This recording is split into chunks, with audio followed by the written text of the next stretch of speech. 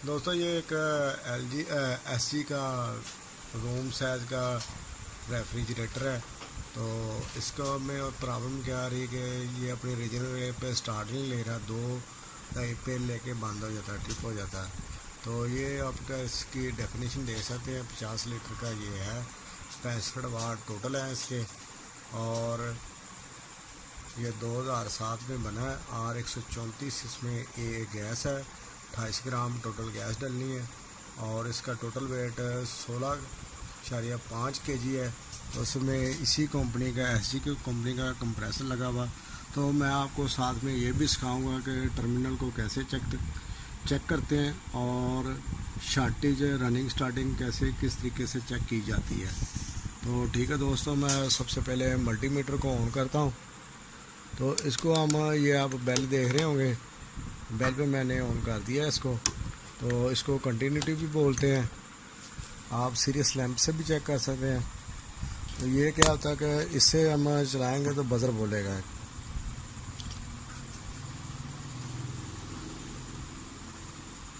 ये मैं सिलेक्टर है, इससे बेल को ये आप देखेंगे बेल बोलना शुरू हो गई।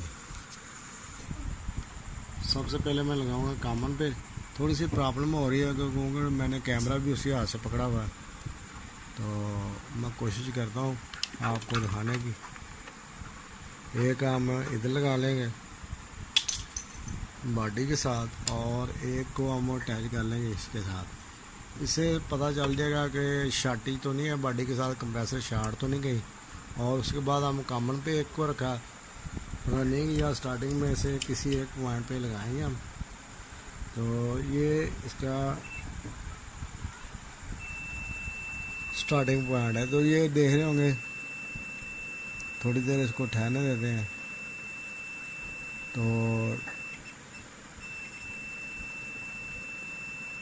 ये आप देख रहे होंगे स्टार्टिंग भी हो रही है, तकरीबन 30 के करीब आ रही है इसकी कंटिन्यूटी। तो अभी हम इसको रनिंग को चेक करेंगे।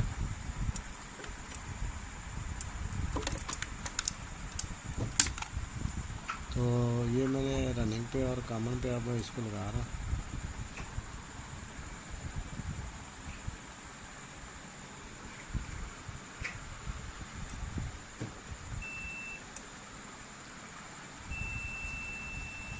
ये देख सकते हैं रनिंग भी बोल रही है। तो अब इसको हम प्रेशर लगा के लेयर लगा के चेक करते हैं। तो ओवरलोड को भी आप इस तरह चेक कर सकते हैं, एक पॉइंट ये कंप्रेसर के साथ लगना होता है और दूसरे पे केबल लगनी होती है। तो एक लीड इधर लगाएंगे और दूसरी हम इधर लगाएंगे। तो ये देख सकते हैं अब बेल बोल रही है, इसका मतलब कि ओवरलोड बिल्कुल ठीक है।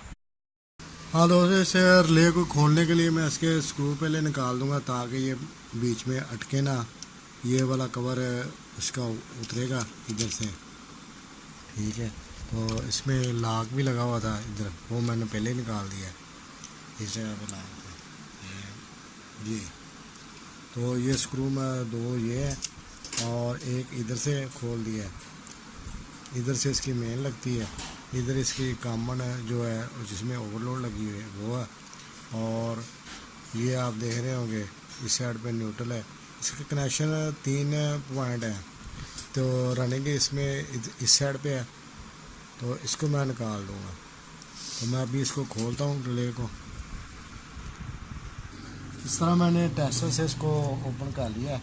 तो इसमें आप देख रहे होंगे एक टिक्की बनी होती है जो मौसल और गैर मौसल का काम करती है कि करंट गुजरने के बाद उसने एक पॉइंट को डिस्कनेक्ट कराना होता है। तो ये आप देख सकते हैं कि ये क्रैक है, जिसकी वजह से ये ज़्यादा नहीं हो रही थी।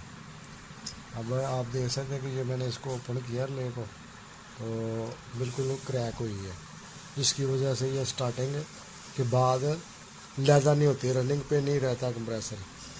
तो इसमें मैं दूसरी लेयर लगा के देखता हूँ। ये इसकी पॉइंट है, ओवरलोड ये सेपरेट हो गई है ये हमने। तो मैं देख दोस्तों, इसमें ये ना फिटिंग लैदा ले वाली नहीं बनेगी, या तो इसी तरह का कॉमन मिल जाए वो भी ठीक है। नहीं तो हम इस रिले पे दोनों पॉइंट है, जो सा मर्जी यूज़ कर सकते हैं। अगर रनिंग इस साइड पे है तो इस साइड पे भी यूज़ कर सकते हैं, अगर रनिंग किसी कंप्रेसर की इस साइड पे तो इस साइड पे भी यूज़ कर सकते हैं। तो मैं इसको सेपरेट करके लगाता हूँ। ओवरलोड को ऊपर लगा देंगे लैदा, और जो रिले को नीचे लैदा लगा देंगे। तो इस रिले में प्रॉब्लम ये है कि इसका आप साउंड देख रहे हैं, ये इलेक्ट्रॉनिक रिले है। तो इसको मैं लैदा करके देखता हूँ कि अंदर से इसका जो होता है बना होता है टिक्की सी, वो ना टूट गई, जिसकी वजह से ये अंदर से ना पॉइंट को लैदा नहीं करता स्टार्टिंग के बाद ना, तो जिसकी वजह से 2 एम्पेयर शो कर रहा है और कंप्रेसर नहीं चलता।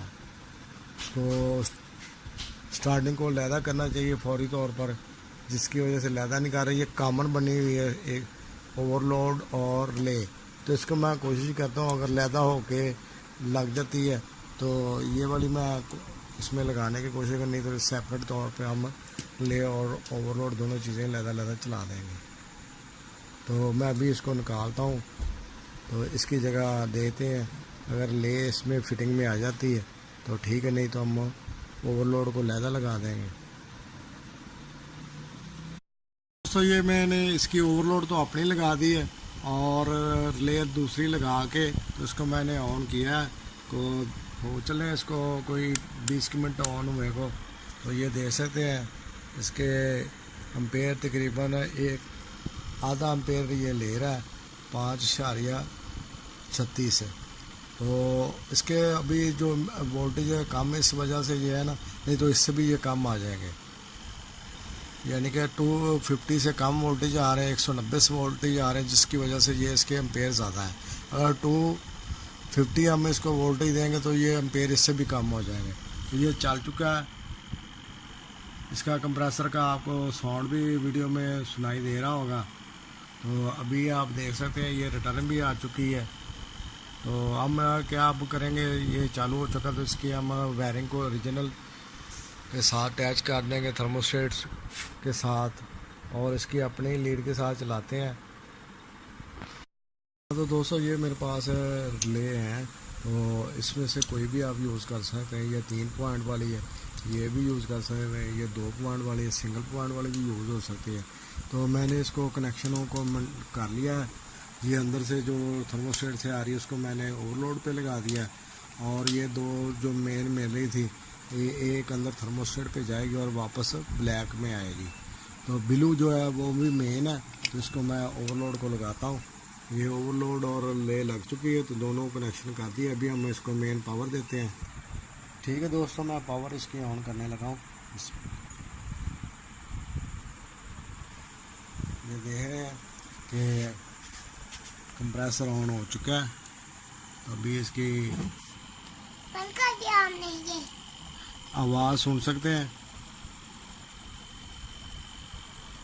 तो कुछ देर बाद हाँ, तो दोस्तों ये हो चुका ऑन। इसको मैं थोड़ी देर चलने दूंगा, उसके बाद दोबारा इसको रिकॉर्ड करूंगा।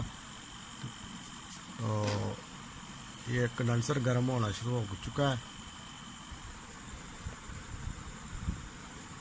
तो ठीक है दोस्तों, इस तरह से हमने इसको फॉल्ट को ट्रेस करके तो इसकी जो रिले है उसको हमने चेंज किया है।